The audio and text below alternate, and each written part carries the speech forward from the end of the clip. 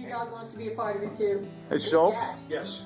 I hear you have a story about trains. You think you could kind of enlighten us on I've always that? been fascinated by trains. I was born on a farm south of Hastings, Nebraska, and the Burlington was, the tracks were about 4 miles away. And when it would come through there, we didn't have electricity or radio and stuff like that. So I always listened to the sounds on the farm, like the John Deere tractor was, you close the petcocks and away it would go.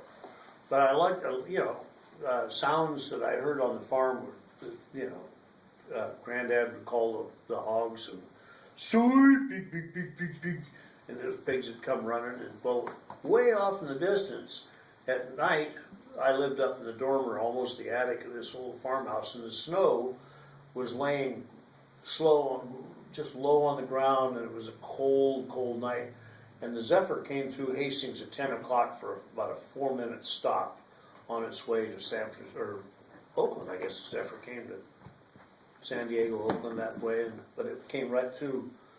It kind of followed the route of the Oregon Trail, where our farm was on the Oregon Trail, and you could still see the tracks of the trail going through the farm.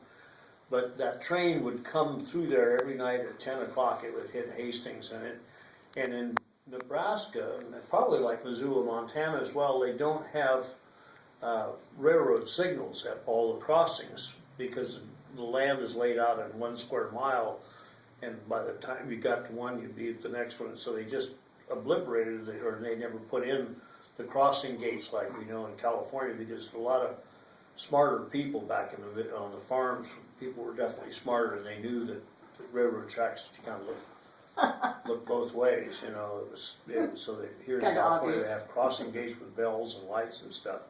So here would come the Zephyr, and it's flat, and it's doing like 70 mile an hour, and so it would blow every mile. You would hear that whistle on that beautiful Zephyr would just.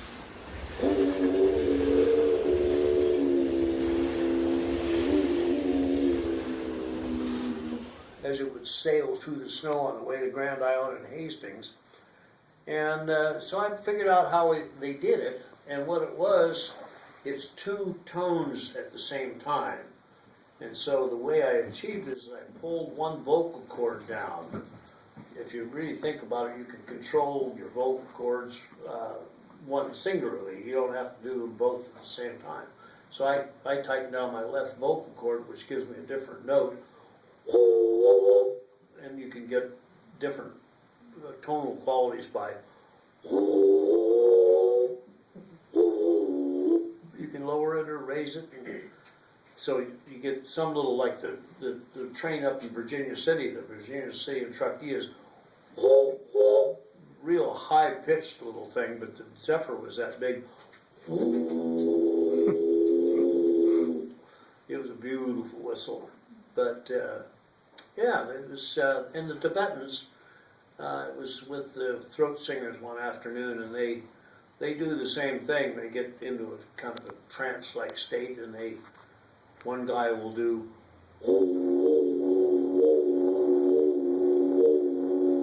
and the other guy will do a different harmonics, and they set up this. About 12 guys start doing it in a round. And they set up a song, just from this, when some other guy will be doing it, and it just sets up this harmonic ring that's like, whoa, puts you into a trance, So that was, and like I told you before, it's kind of fun to go into a bookstore and looking through, you go to the railroad section, go in, you pull out this nice book, and when you open it up, and when you put the book down, and when you put it back on the rack, when the next thing you know, the other person walks up to that locomotive book and opens it up and goes through the pages, and it doesn't work. Safeway, when we go shopping with the missus, I'll embarrass her by going up to a tile, and you walk up to one of the black and white tiles in the store, and you go, one of the kids are just like, wow, and they go, it does, and then you see mom will go over there and she'll push on it. Yeah. Well, that's fascinating. Yeah, I've used it all over the world. Oh, I'll tell you one time I was up at South Lake Tahoe, and Roger Miller was doing every engineer on every train, and I let out with a and he stopped, just stopped the band, got off the stage, and said, "Who did that?" Well, and I'm embarrassed to tears, and my buddy behind me, Don Garrett, is going like this. And I'm going, oh man. So Roger Miller gets off the stage and walks all the way down to me and says, "Do that again." And I said, "I'm sorry, sir, I didn't mean to interrupt you. I think I just had..."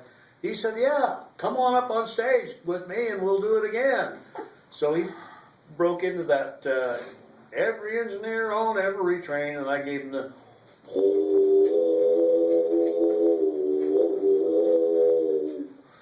I bet the crowd went wild. Oh yeah, it was kicks. It was good. Yeah, it was kind of fun. I had a lot of feel. It was embarrassing at first, but it worked out okay.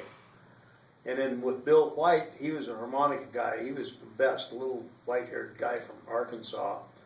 Played a lot of bluegrass and groups, and he wanted me on an album one night, and I went up to Freight and Salvage, and I got up there, man, and I don't know if it was stage fright or what it was, but I could not bring that whistle to bear. It just... And all the sweet babies said, "Here, Schultz, let me give you some of my homemade honey tea." Well, I drink that honey tea, and so I missed being on the album with Bill White, which would have been a great honor. Oh, sure. We would have been able to download you on YouTube or something. Yeah, I suppose I could. Yeah. YouTube. I'm not a computer idiot. Well, that's great. Let me wet my whistle. so to speak. I have a request. Can you do one of our old Martinez freighters coming through?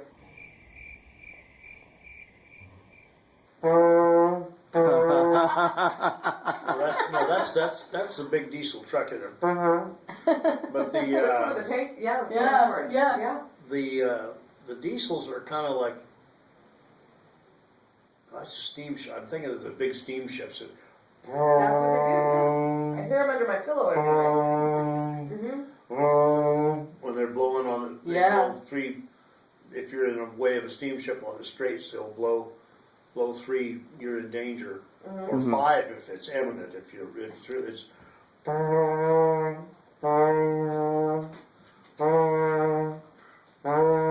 and that means he's about ready to run over a boat out there somewhere.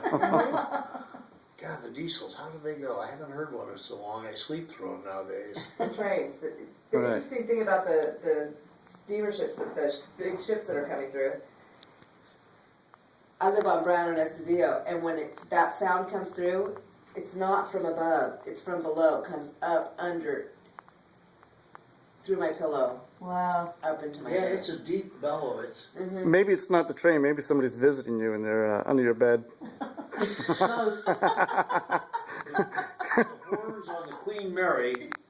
It's reported you could hear those 100 miles away. Yeah. Wow. But they're 1,500 horsepower to run those big. Well, it steam vibrates whistles. from the water through the earth. Sure. Makes Yeah. sense. I'm buying it. It comes up. You gotta trust me on this. Sally, did you feel the earth move? I did actually. Well, Schultz, thanks for doing that. Appreciate it.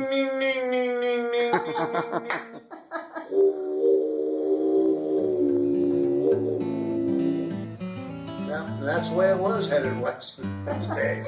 All right, great. Thank That was you. amazing. You got it.